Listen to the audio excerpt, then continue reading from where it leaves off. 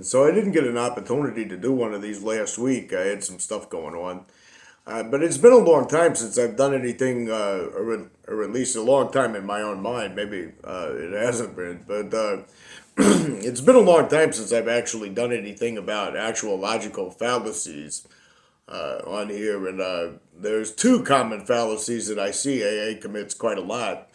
I don't think I've ever addressed those particular two fallacies in previous videos, but I think it's a couple of different ways that the AA cult religion plays upon certain instinctual natures that we have as human beings that cause us to make connections to things that aren't really there, which can lead to a flawed premise in the way that we're perceiving the reality of a situation. I'm not going to use a whole lot of fancy talk here, but there's two fallacies in particular that I was going to try to address. One is special pleading, and one is what's called a post hoc fallacy, or a post hoc ergo propter hoc. I believe I'm saying that correctly. I can't speak Latin, but in literal English translation, it means after this, because of this type of thing. I don't have the exact definition in front of me.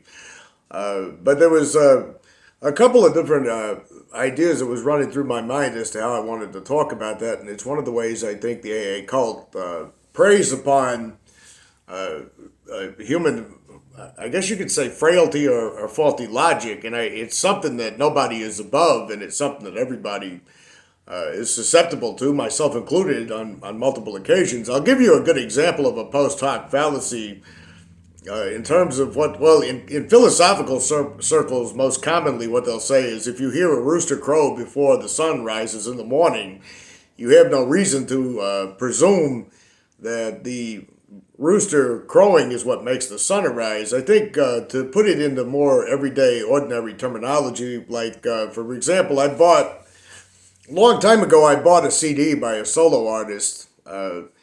And just to show you that I'm still a little bit superstitious in my thinking from time to time, I'm not going to tell you who it was, but every time I played that CD, it seemed like something terrible would happen. There would either be some kind of mechanical breakdown in my car, or there would be a real terrible day at work, or just something in general would go wrong whenever I played that CD. And of course, if you look at this from an objective standpoint, what's the more likely solution? Not solution, what's the most likely explanation? I should say, kind of like Occam's razor they talk about, where the most obvious solution is usually the correct one. One explanation is that it was going to be a bad day at work anyway. The car was going to break down anyway. There was going to be some kind of misfortune in my day anyway. Or the other one is, by playing a CD, a certain supernatural power that emanated from the CD and the music somehow altered the laws of reality and physics and nature and everything else to ensure that I had a terrible day that day, or had an unfortunate event take place. I think it would be pretty safe to say, or pretty safe to presume, that the more likely explanation is I was probably going to have a bad day that day anyway. The car was probably going to break down anyway. The bad day at work that I had when I played that particular CD was going to be a bad day at work regardless, right? But my mind was somehow making this illogical assumption that, you know what, the CD kind of causes bad luck. I'm going to stop listening to the CD. That would be a very obvious example. I mean, another one that we commit, and I'm going to lead to a point as to how AA plays upon this, is that, let's say, and I'm not a sports person by nature, I'm just not, I never was big on sports, I'm more of a film and movie kind of person, but let's say you got a group of people over at your house and you're watching this big major event on the television, like a Super Bowl Sunday type event, and let's say you're watching the team you're rooting for playing, and you get up and you go into the kitchen to grab a beer, or you get up and go into the kitchen to do something, and the team that you're rooting for loses a point or two. I think a touchdown, 6 points, I can't remember. It's been years. I'm not, like I said, not a sports person. But the opposing team, the team you're not rooting for, scores every time you go into the kitchen. I went into the kitchen 3 or 4 times during this game, and every time I go into the kitchen, the opposing team scores against my team. there's two explanations here, likely. Okay, one is that they were going to the opposing team was going to make that score anyway. That thousands of people are watching the game on television in the stadium all over the country, listening to it on the radio. Or two, because every time you go into the kitchen, you have triggered some supernatural phenomenon that somehow stretched all the way from your living room to the stadium where the game is taking place. It altered the way all of the athletes on the field are playing, and somehow fixed it in some kind of way where a player who may have trained very hard on the opposing team managed to score when he couldn't have possibly done that without you going in the kitchen. It's a post hoc fallacy. Where it works in AA, as I see it, I think they use this a lot to prey on people because you're presuming that the results of certain events are happening due to previous events. That's literally what the post hoc fallacy means in English translation, not in Latin. And you can tell by my abhorrent pronunciations that I don't have a grasp of Latin. But for example, let's say a person goes to AA who wants to quit drinking, and let's say the person in AA doesn't drink for maybe a month or two, maybe 30 days, maybe 40 days, or something like that. And let's say the novelty of what's happening in AA has kind of worn off with them. They got one of those annoying sponsors that they call all the time. They got, they got one of those step study meetings going on one day out of the week. They're going to meetings every day, and there's a day where they just say, you know something, I'm a little bit tired of this. It's been 45 days of this stuff. I haven't had a drink. I don't think I'm going to go tonight. I'm going to miss. And then when they decide to miss, a friend comes over and he's got a 6-pack of beer and he's like, oh, you know what? I forgot. You don't drink anymore. I'm sorry. I'll leave now. And he goes to turn around and you say, no, don't worry about it. It's all fine. It's good. Come on in. I can drink a couple of fucking beers. It's been 45 days since I've been on a drunken bender. I'll have one. Now, let's say that turns into a drunken bender. Let's say that you start out with your friend, you share a 6-pack, and then one of you ends up doing a store run, and then you end up buying more, and then you end up buying liquor, and the next thing you know, you've been drunk for 2 or 3 days, and you're having to go through all kinds of sickness and hangover and all that other kind of shit that comes with heavy drinking. Let's look at the logical explanations here.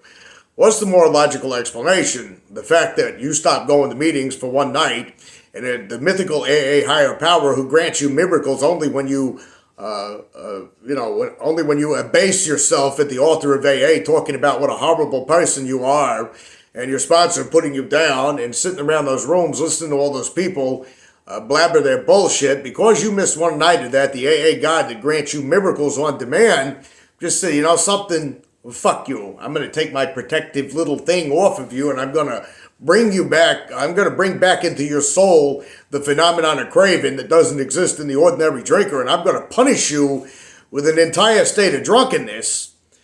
Or the other explanation being, you were probably going to end up slipping and drinking anyway. It just so happened to coincide with the one night you missed an AA meeting. The AA meeting wasn't keeping you sober all along, but you illogically conclude, you know what, I stopped calling a sponsor that one day out of the 45 days here that I haven't drank. I didn't call a sponsor. I didn't go to a meeting. I ended up getting drunk. Therefore, AA is 100% right. Therefore, yes, it's all a God thing, and it's God. I turned my back on God, and God, cast me out into the outer darkness for the wailing and the grinding of teeth that the Bible talks about, or whatever the fuck. No. You're making an illogical conclusion based on a faulty premise. For one thing, you can't prove, and I'm going to go a little bit more into detail about this, you can't prove that those meetings were doing anything more than providing you with a temporary distraction to not think about actively drinking for only a little period of time, 30 days, 45 days, a week, a month, a year, whatever it is. You can't actually prove that that wasn't just a mere distraction that you were using that was taking up all of your spare time and you didn't have time to think about drinking during that particular short brief period of time. But it doesn't mean that the magical hand of AA higher power God or whatever it is they talk about in those meetings somehow put a protective shield over you while you were sitting in those meetings and magically took it off because you didn't go to a meeting that night. you're like, if I sold you a magic pen, this pen right here, it's a magic pen. If I sold this to you and told you, if you put this in your top pocket of your jacket and you keep it there every day, you'll never drink ever again. I guarantee it. And you put the pen in your pocket and you go a couple of weeks without drinking and you think, fucking hey, this pen's got magic in it. This pen really does work. I've gone 14 days without drinking and I've had this pen in my pocket every morning. And then somewhere along the way, you end up getting drunk all over again, and you wake up and you say, you know something? Let me think. I didn't put the pen in my pocket this morning. I didn't put the magic pen in my pocket, so that explains it. That's why I got drunk. The magic pen was not in my pocket to give me the magical solution to keep me from drinking. So therefore, I know it's the magic pen that was keeping me sober the whole entire time, all along. Now, AA members will engage in a special pleading fallacy if you bring up this example. They'll tell you something like, well, that's not the same thing. I mean, there's not millions and millions of people all saying they believe in the magic pen. There's not millions of people all over the world being saying, yeah, argument for popularity. But the special pleading fallacy in this case that I'm talking about is saying, when you say my nonsense superstitious idea is somehow exempt from the faulty logic of your superstitious idea. Kind of like if you see me engaging in something that you think is absolutely ludicrous in my belief system, like if you see me saying I have 50 of these magic pens, okay, one in my car, one in my bedroom, one in my pocket, and one in the bathroom, just to make sure that no bad things ever happen to me. And you kind of laugh at me and you say, well, that's ridiculous. These pens don't protect you from anything. And I say, well, no. I prayed really hard about this pen. And I just know that the pen is protecting me. You laugh at me and say, you're being silly. You're being ludicrous. You're being ridiculous. And I turn around and I say to you, well, that's no more ridiculous than you going to a meeting talking about what a horrible person you are, talking about how bad of a person you are, making up stories about what a major badass drunk you were, writing down character defects, going around grandstanding about what you did when you were drunk, and now these people have to hear your confession, otherwise you may not ever overcome drinking. And I say that whole idea, the idea that you doing those rituals somehow constitutes that you get a miracle from God in the universe who comes through space-time and reality and removes and alters your brain chemistry and changes the way you think so that you will not take a drink. And if you stop doing those things, the God mystical thing, doesn't give you that protection anymore. You say, well, it's still not the same thing. AA is known the world over. AA is this, AA is that. You're engaging in a special pleading fallacy. You're saying your ludicrous, ridiculous, superstitious, mumbo-jumbo gobbledygook, somehow or the other, doesn't have to conform to the same laws of reality as the person that you're calling ludicrous who goes around with a magic pen in their pocket. I guarantee you, if I had a mass media market where we could put out tons of movies where people have magic pens and nothing ever happens to them, and I could make millions of commercials with a bunch of people holding up magic pens and saying, nothing happens as long as I got my magic pen, and I could flood social media with a bunch of people saying, you know what? I used to not believe in the magic pen, but you know what? I started holding my magic pen every day. Lo and behold, holy fucking shit, my whole life just got better, 1,000 times better. If you could mass flood people with that kind of misinformation on a daily basis for decades, you would have people out there actually kind of doubting whether the validity of the pen, the magic sacred pen that heals you from all drinking and all problems, was true or not. Because people are easily susceptible to external forces that are surrounding them all the time, bombarding them with information, whether it's misinformation or not. There is something that I'm kind of ripping it off from Matt Dillahunty here, for those of you who know who he is on YouTube. Oftentimes when AA members are challenged about this kind of absurd thinking, I wrote down a 4-step and I knew God came down from heaven and tore open a window in space and time and reality, and he reached his hand into my brain and he said, that little neuron right there, that's the neuron that makes you want to drink, and I'm going to push that neuron and I'm going to turn it off. But if you ever stop writing down steps and you ever stop being a bully and asshole in AA and you ever stop preaching the word of AA all the time, I'm just going to reach right back into your brain again and push that little button and turn it back on again and punish you with drunkenness. if you point out the absurdity of that, they'll say, well, it's all a question of faith. It's question of faith. I have faith. I have faith that the program works. I know the program works and all of that. It's a bit of a dishonest claim. Well, it is actually a blatantly dishonest claim, but I'm going to get to that in a minute. But a point he made one time in one of his videos is this: could you have faith in something, anything? Could you have faith in something and it turn out to be true? That is a possibility. You could believe blindly in something that you have no evidence for, and it turn out to be right. It could be a wild, lucky guess. You could accurately guess something that you couldn't conclusively prove that could later be proven. There's the difference in the metaphysical world and that to be true.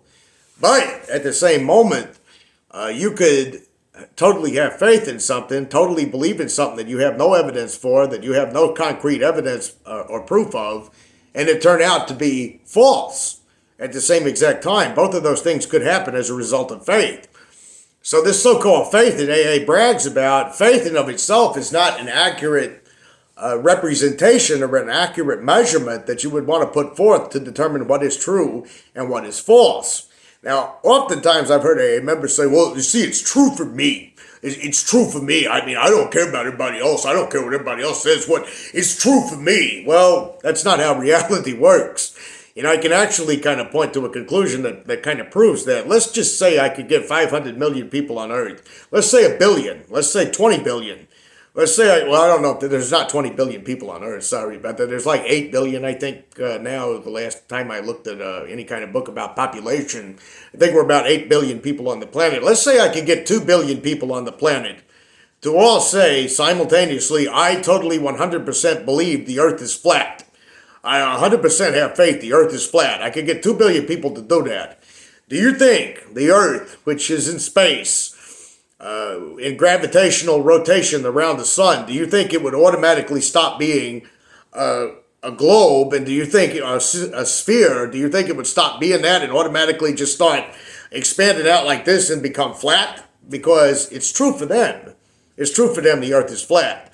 That's relative truth when it comes to concrete facts does not indicate separately for somewhere. There was a disturbing case I remember reading about. It was a long time ago, and I don't remember. I think, if I'm not 100% mistaken, it was in Australia. It was really disturbing, but it was a guy who apparently snapped after the death of his son, and he got this idea in his mind that if he could kill 7 people, his son would resurrect. I mean, yeah, it's totally insane. He was in a mental hospital talking about it. And he said he didn't really question the delusion that was going on inside of him. He just truly 100% believed if he could kill 7 people, he could get his son back. Now, if I said, well, that was true for him, that was really true for him. No, it was not true for him.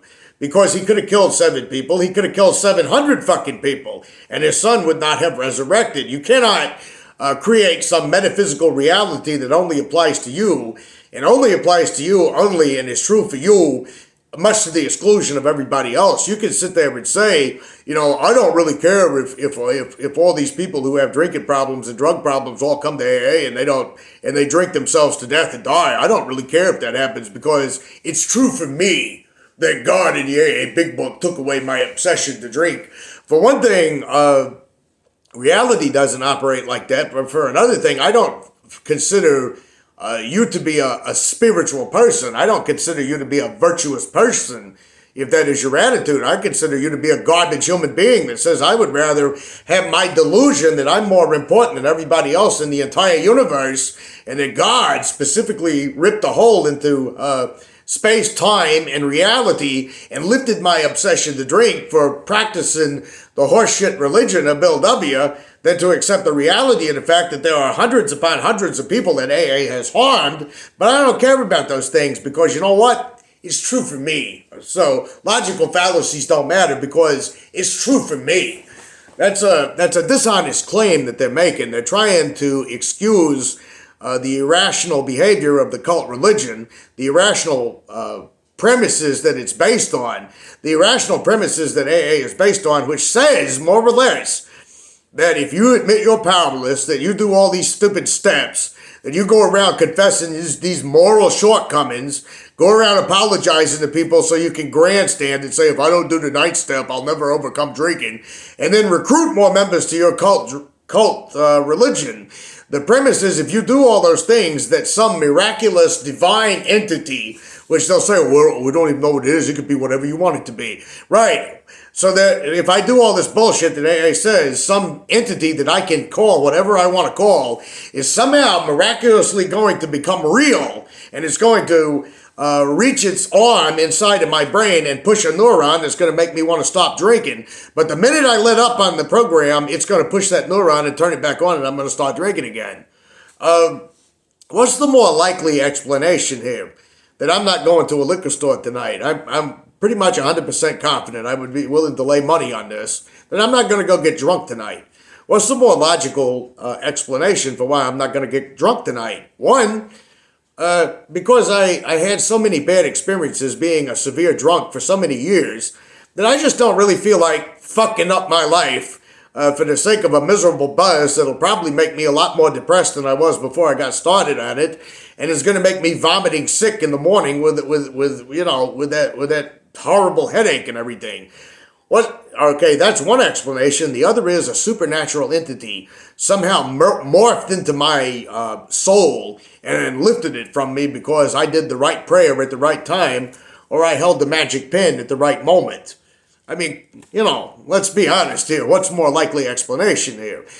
AA uses this idea of making connections where none are there to kind of get you to be a little bit doubtful about your own sense of self, your own sense of reality. What's the word I'm looking for? I don't want to use the wrong word here, but it puts into you this superstitious idea to make connections where there are none. Just because you're driving down the street and you're thinking about a drink and you see an AA bumper sticker doesn't necessarily mean that a supernatural entity slapped an AA bumper sticker on a car for your benefit. Out of all the cars that are on the interstate, out of all the drivers, all the people who are driving on the interstate, a divine power slapped a bumper sticker on a car so you could see it at that exact moment and know that you're not supposed to drink today, okay? You're ruling out the possibility of coincidence. You're ruling out the possibility of the fact that you may be driving on an interstate close to a fucking AA clubhouse and there was an AA member getting off on the interstate from the AA clubhouse, which increased the likelihoods and chances of you seeing a bumper sticker on a car. These miracles on demand that they're claiming to get, and to be honest, I think some of the power-mad, power-hungry old-timer assholes that just exist to bully and mistreat people in those meetings, I don't think they believe in any of this stuff. I just think they become masters at word salads and making it happen, making it sound like they do, because they have to go to all these bizarre links to defend their cult religion, including special pleading fallacy of, well, no, if you're an alcoholic, it's true. See, it's not true for other people, but it's true if you're an alcoholic. I've actually heard that line. The big book doesn't make sense to a non-alcoholic. The spirituality angle wouldn't make sense to a non-alcoholic. It only makes sense if you are an alcoholic. That's a special pleading fallacy. My weird religious superstitious mumbo-jumbo is exempt from the laws of reality. It's exempt from the laws of science. It's exempt from the rules of biology. It's exempt from all the evidence that we have that points. My screen went dark there. That's what happened to the light. I was going to read a comment at the end. I'm exempt from all those things because I'm an alcoholic and the big book is true now. I'm going to invent my own special brand of truth. And I'm going to engage in all these post hoc fallacies that prove it. Well, I went to a meeting tonight and I didn't drink. Well, there you have it, folks. The meeting kept me from drinking. Well, I called my sponsor on the phone today and I didn't drink. Well, there you have it, folks. Me calling my sponsor on the phone is what kept me from drinking. You probably wouldn't have drank anyway.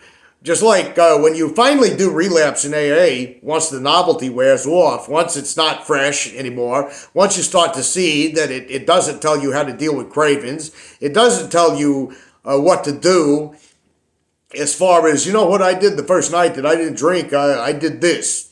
I went home and I watched Netflix shows, or I worked extra hours at work so I didn't have to worry about this, or I drove home on a different route so I didn't have to pass by my old liquor stores or something. It never tells you common sense shit like that. It just tells you to pray and realize you're a defective, selfish, flawed human being who's not worthy of God's love until you do Bill W.'s cult religion.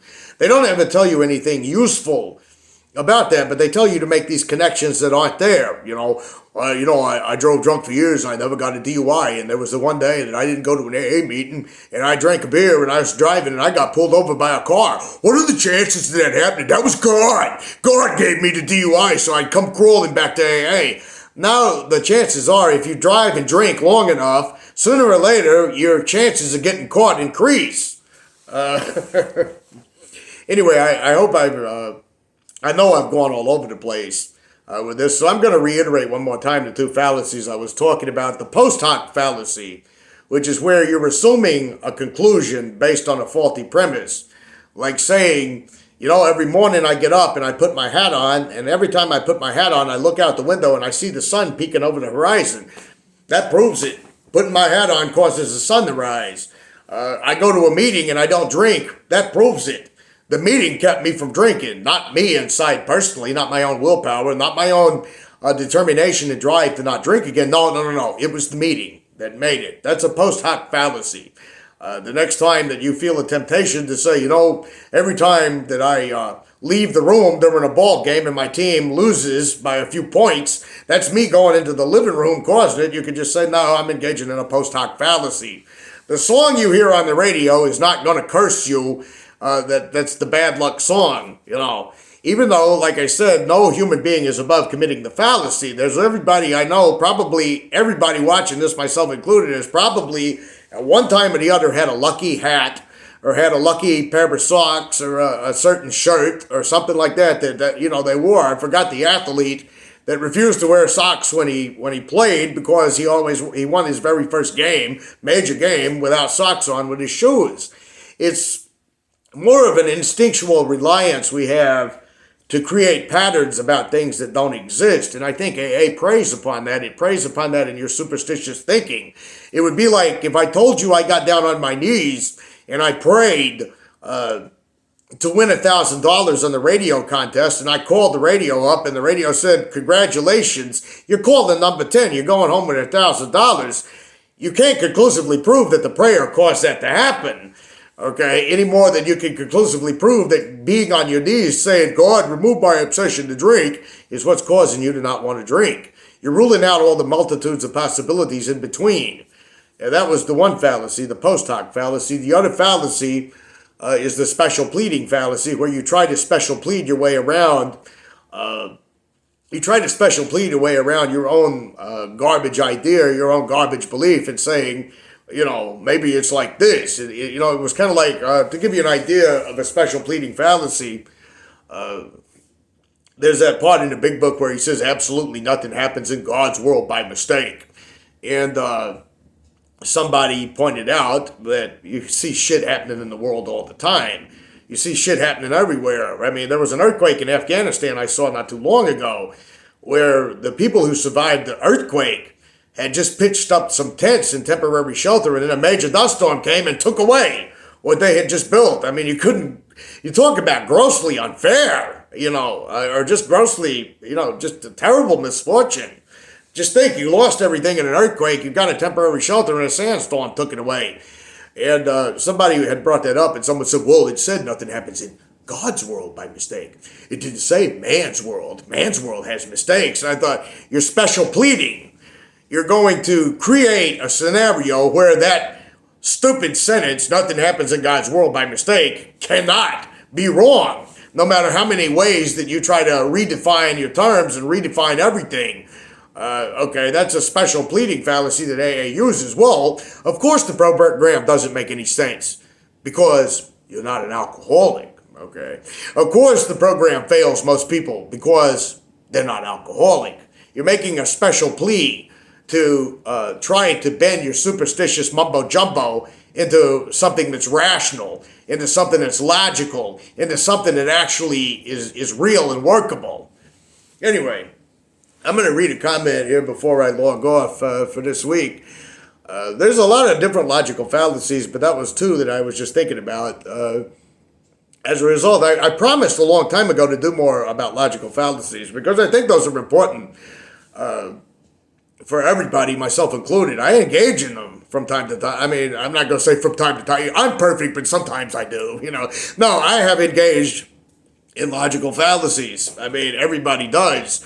But I'm just saying that if you're aware of what logical fallacies and arguments you're making, it could help in some way. It's an educational tool. I'll put it that way. I see people committing it in politics all the time. I mean, I don't have to tell you people out there who watch the news. If you go to Twitter and you look at those comments,